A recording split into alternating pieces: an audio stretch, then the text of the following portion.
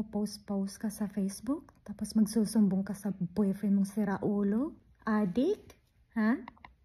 Tas dadamay pa si Paul, tatagtawagan pa si Paul para ano?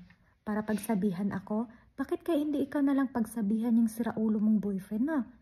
Ha? O ito guys, ito yung mga pagmumukha nilang dalawa guys, ayan. Ayan, yan yung mga makakapal ang mukha. Ayan. Saya, 'di ba? Oh, yan yung gusto mo, 'di ba? Ayan na, guys. Yan yun sila, guys. Ayan na. Oh, nakita niyo na yung pagmumukha nila, guys? Ha? Yan sila, guys. 'Di ba? May asawa yan sa Pilipinas, guys. Yung babae, may asawa yan. Tapos yung binoyfriend niya, mas bata sa kanya, kaedad ko. Kaedad ko yung boyfriend niya. 35 years old. Tapos siya, magpo 40 next year. O, diba? Kalandian ni girl.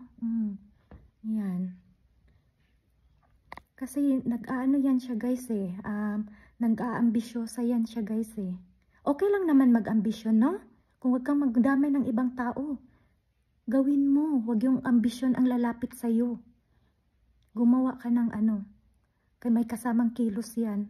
Ano, yan yung gusto mo, 'di ba? Nanahimik kami.